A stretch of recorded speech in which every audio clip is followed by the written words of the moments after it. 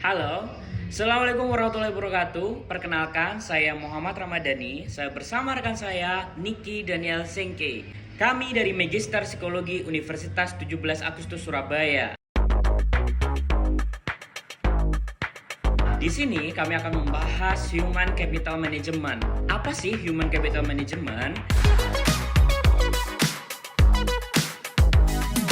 Human Capital Management merupakan suatu pendekatan strategis untuk mengelola sumber daya manusia dalam sebuah organisasi dengan tujuan meningkatkan produktivitas, efisiensi, dan keuntungan. Dalam Human Capital Management itu sendiri terdapat dua teori yang mendasari berdirinya Human Capital Management.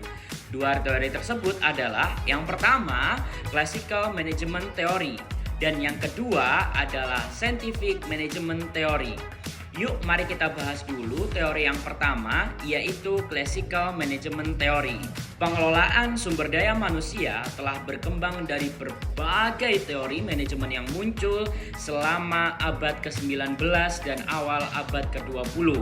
Salah satu teori utama yang membentuk pengelolaan sumber daya manusia adalah Classical Management Theory. Dalam konteks pengendalian SDM dan pengelolaan SDM adalah Classical Management Theory lebih fokus pada fungsi administratif dan teknis serta kurang memperhatikan aspek kemanusiaan. Manajer dianggap sebagai otoritas tertinggi dan karyawan sebagai alat produksi. Dalam pandangan ini, karyawan harus mengikuti manajer secara ketat dan bekerja sesuai dengan standar yang ditetapkan oleh manajemen.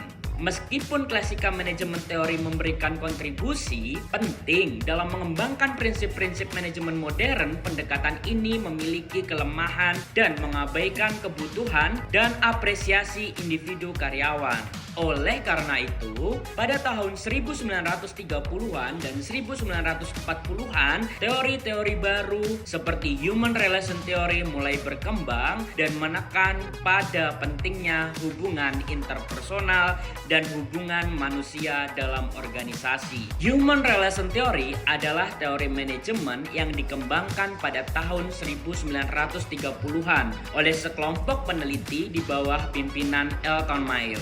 Hayo, ada yang tahu nggak Elton Mayo itu siapa?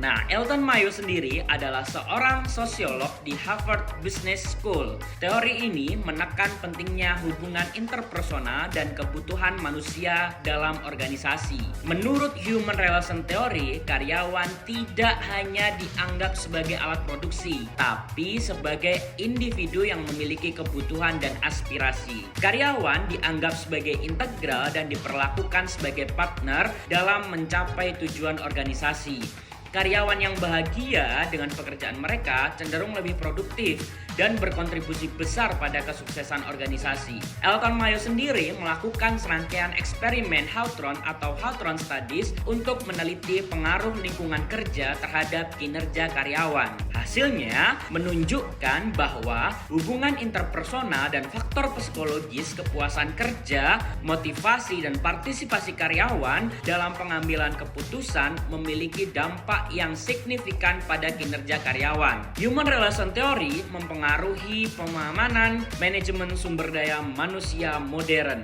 Human Relation Theory mempengaruhi pemahaman manajemen sumber daya manusia modern dan diterapkan dalam berbagai praktik manajemen seperti pelatihan dan pengembangan karyawan, motivasi karyawan, serta partisipasi karyawan dalam pengambilan keputusan organisasi. Teori ini membantu mengubah pandangan manajemen dari pendekatan yang lebih fokus pada aspek teknis dan administratif menjadi pendekatan yang lebih holistik dan berorientasi pada manusia dalam pengelolaan organisasi. Selanjutnya, pembahasan mengenai teori kedua, yaitu teori Scientific Management. Scientific Management Theory atau teori manajemen ilmiah adalah pendekatan dalam pengelolaan sumber daya manusia yang dikembangkan pada abad ke-20 oleh Frederick Winslow Taylor, seorang insinyur industri dan manajemen asal Amerika Pendekatan ini bertujuan untuk meningkatkan produktivitas dan efisiensi dalam operasi bisnis dengan menerapkan prinsip ilmiah dalam analisis dan pengukuran pekerjaan pada saat itu. Dunia industri mengalami pertumbuhan yang pesat, tetapi produktivitasnya rendah dan biaya produksi sangat tinggi. Nah, Taylor memperhatikan bahwa banyak waktu dan usaha terbuang sia-sia dalam proses produksi sehingga menciptakan sistem manajemen ilmiah untuk meningkatkan produktivitas dan efisiensi. Beberapa prinsip dasar dalam scientific management theory adalah analisis kerja, standarisasi proses, pengukuran waktu, dan gerakan serta penggunaan intensif untuk meningkatkan kinerja. Dalam sumber daya manusia, scientific management theory menekan pentingnya penempatan karyawan yang tepat. Pelatihan karyawan menjadi lebih efektif dan efisien dalam pekerjaan, serta penggunaan sistem penghargaan dan hukuman. Tentunya untuk memotivasi karyawan, meskipun scientific management theory telah memberikan kontribusi yang signifikan dalam meningkatkan produktivitas dan efisiensi dalam operasi bisnis, namun teori ini juga dianggap memiliki kelemahan seperti fokus yang terlalu kuat pada aspek bisnis dan dari pengelolaan sumber daya manusia dan kurangnya pelatihan pada aspek sosial dan psikologis dari karyawan.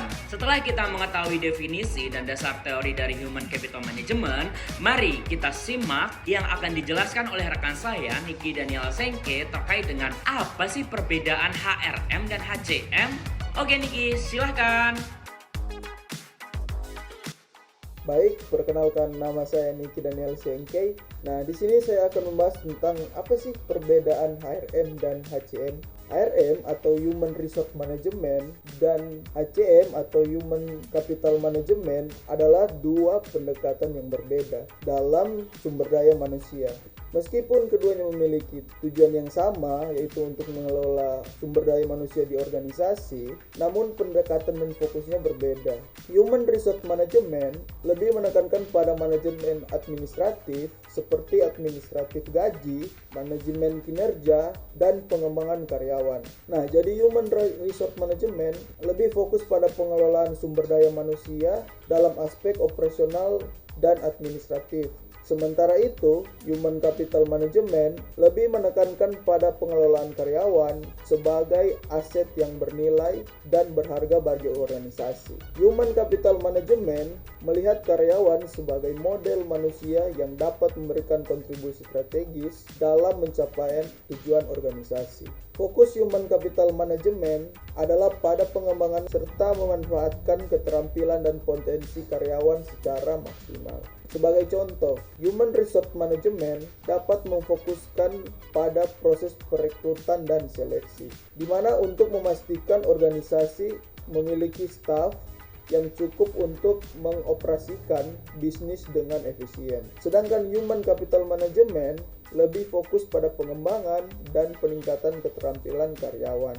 Agar mereka dapat memberikan kontribusi maksimal dan mencapai tujuan bisnis, dalam praktiknya, beberapa perusahaan menerapkan pendekatan Human Resource Management dan Human Capital Management secara bersamaan. Sebagai contoh, perusahaan mungkin mengintegrasikan program pelatihan dan pengembangan karyawan yang berfokus meningkatkan keterampilan karyawan serta mengoptimalkan penggunaan sumber daya manusia dalam operasi organisasi.